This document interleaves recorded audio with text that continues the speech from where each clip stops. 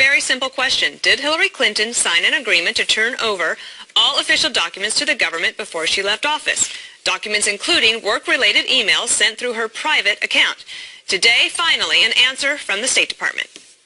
We have reviewed Secretary Clinton's official personnel file and administrative files and do not have any record of her signing the OF-109. In addition, after looking into their official personnel files, we did not locate any record of either of her immediate predecessors signing this form. It's not clear that this form is used as part of a standard part of checkout across the federal government or even at the State Department, so we're certainly looking into that. Joining us now, someone who's been pushing for the truth. Megyn Kelly, host of the Kelly File at 9 p.m. Eastern.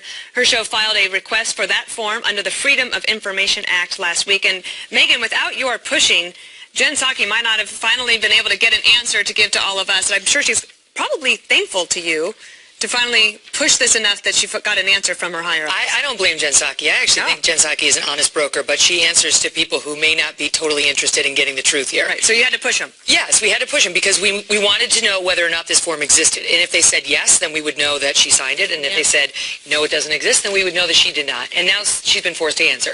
There's no 109. At least they've not been able to recover of an OF-109, which saves Hillary potentially from a perjury charge. Because if she had certified that she had returned all of her records, we all know that she hadn't done that, she would have been in a lot of trouble today.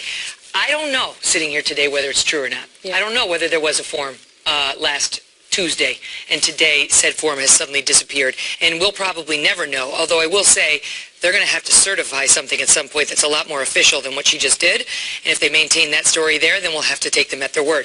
The bottom line is, what she said today was an attempt to wiggle out of responsibility. There was a form, there should be a form, and guess who's responsible for ensuring that these documents are maintained? The head of the State Department, Hillary Clinton. When she was there, she was the one who had ultimate responsibility for making sure that the employees signed this form, which is required at the State Department, and she did not sign it, and she didn't see it through. And Jen Psaki's attempt today to say, and I have it here, there's a difference between secretaries of state and staff at lower levels.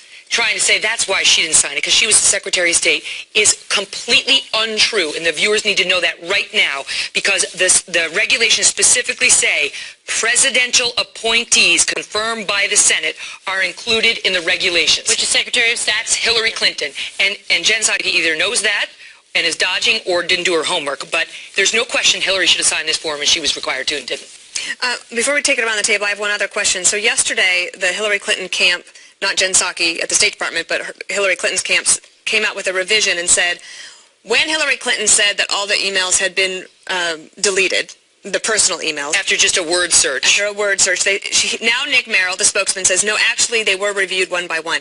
But as a lawyer, if you're reviewing documents one by one, don't you make a log of documents like that? Well, you do in a litigation, because you may have to produce it to a judge to justify which ones you kept and which one you didn't. But I'll tell you what stinks to me about that the most is that would be the first thing you'd say. We went through every document. Trust us. We had an attorney. We had a team. We looked at every single document, and then we culled them in the following way. You wouldn't even mention a word search. You'd say we had a live human being look at every document, and we made a pile of the ones that were office-related or federal records and the ones that were not. And we're comfortable with the delineation. They didn't say that. They said they did a keyword search, you know, like official business, State Department, Benghazi, whatever it was.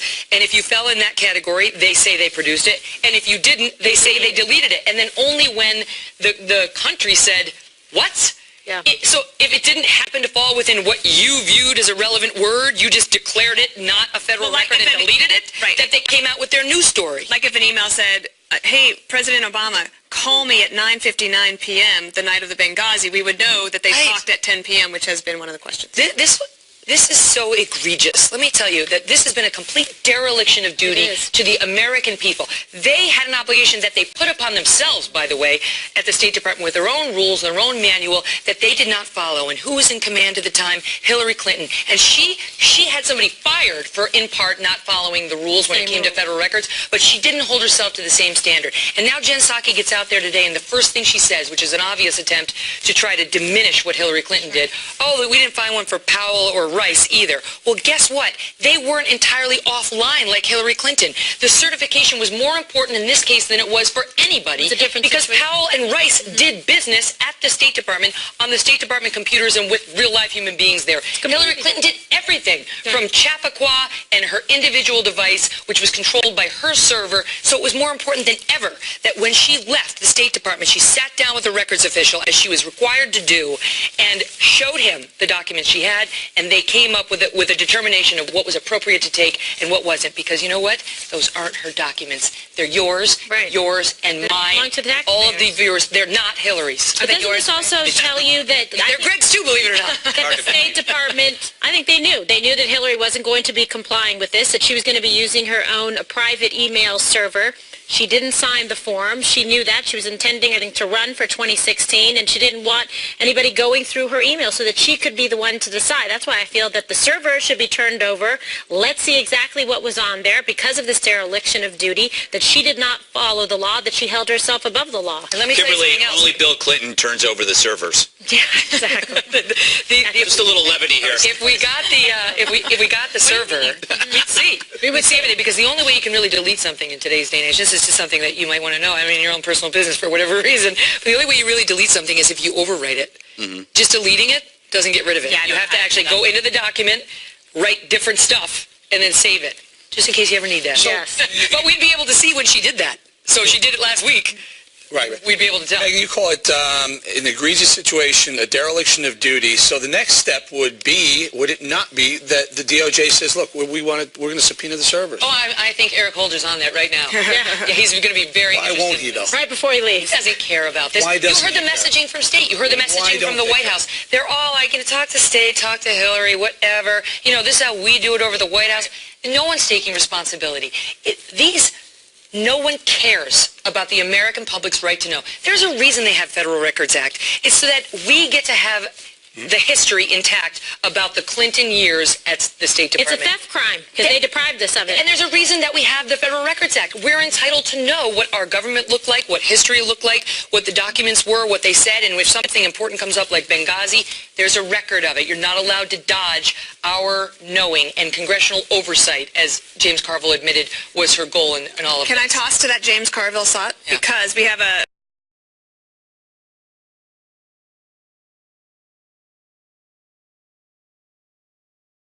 let's listen to that and we'll take it around. You wonder why the public is not following this? Because they know what it is. It was something that she did. It was legal. It amounts to nothing but a bunch of people flapping their jaws about nothing. Don't buy the spin. They are scared to death.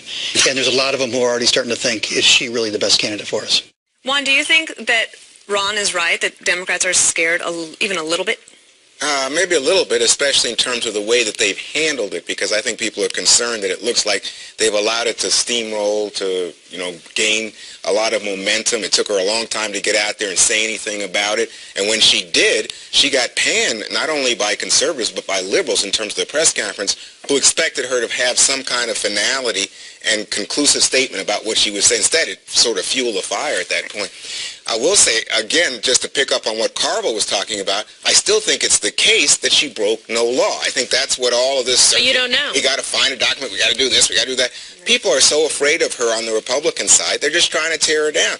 But how do you say that? If the law says that it is a violation to willfully conceal your records... The people at the Federal Records Act say she broke no law.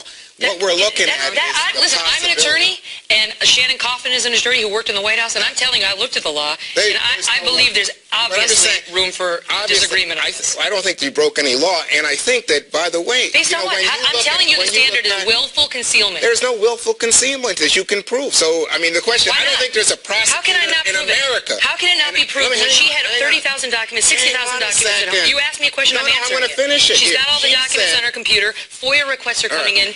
Congressional demands are coming in. Litigation requests are coming in. She doesn't produce any of the documents. How is that not concealment? It's no concealment. She said she had nothing classified, and she said That's a even different worse. question. She said nothing sensitive in anything That's a that she different question. wrote. And But you I believe would just her? go You're on to taking her say... word for it. That doesn't matter. It's a different question. But I'm just saying, what we heard today from Jen Psaki was no other Secretary of State ever signed this document. But it fuels your conspiracy feelings. I understand that. I don't have a I conspiracy. feel I'm offered transparency and the accuracy of history, and I think we can't set a precedent about this. It's bad. I have no conspiracy theory. What I say is that willful concealment under the law is illegal. What's she concealing? We don't know. No, We don't know. We do know. We do We know. don't Stop know. that. We Stop have that. no idea. Don't buy into this unless it's classified. She's off the hook. Right. If she had, which we know she did, 60,000 documents, our documents on her home computer, and FOIA requests are coming in, and congressional subpoenas are coming in, and litigation demands are coming in, and she holds on to those documents and doesn't produce those to those issuing the subpoenas and to the State Department that has to be responsive, that, you could argue, is willful concealment. She never produced the documents even upon leaving. She didn't hand them back to State so that it could comply with its obligations under the law. I think she gave back what I think she said she turned over thousands. 2 years of later, documents. what? How many FOIA requests, how many subpoenas, how many congressional demands came in those 6 years prior to the date she handed them over? Greg, I promise Seriously, we answer haven't that forgotten question. I would be glad Oh, to. no, but I'm I was thinking told, about what I'm eating let's later. move it around. you. Greg, let me ask you something. What are we talking about? Do Democrats even, can I ask you to react to this? So given all of this, there's facts and there's still questions, but Democrats seem to not care. They say that they're still going to vote for her. Well, They don't, I mean, they don't. they're not going to lose an election mind. based on a form. The Republicans Correct. still have to come up with a reasonably articulate and intelligent and witty candidate, which I haven't seen yet. So they're not going to lose an election. They're not going to win an election because Hillary didn't fill out a form. But the Dems, they are freaking out. This is like the star of an upcoming big budget film that's been caught with a goat, and the goat is married. They need to find the Nicole Kidman to replace their Sandra Bullock. That's what they're doing right now. They're not saying it, but that's what's happening. Meanwhile, they're also worried about another thing, and it's not just the email thing. It's her own character, personality, the way she carries herself. She is not into this. She is not into the campaign. She's not into going through all the hard work. She wanted to be anointed. She reminds me of me when I'm shopping with my wife, or like men in Lamaze class. They don't want to be there. She doesn't want to be there. She just wants to go to a quiet place and have somebody ring the doorbell and go, hey, you know what? The election's over and you won. You can come in now. Because she's not into this stuff. That's why during the press conference, she never looked at anybody. She felt that it was beneath her to look you in the eye. She thought this was insulting, that a reporter was asking her a question. And to her, it's still insulting, and it will be insulting to the very end, because she's a Clinton. For one more thing in there, and it's going to matter, because as we find out these documents, as we find out what she was up to, more and more things bubble up. We've heard about the 60 companies that petitioned the State Department that she spoke for on behalf of them overseas, and maybe donations were made to the Clinton Foundation. Well, that's the question. There's a new one. This came out yesterday. Why delete today. the emails? What's in the emails? Let us see. Let's make sure that everything she did was above board, legal, and Right, transparent. but it's a theft because she broke the law to begin with by not turning it over right there. Then there's a second layer. What was in the documents? What did she conceal? $2 million, a Chinese intel That's firm interesting. turned over the Clinton Foundation at the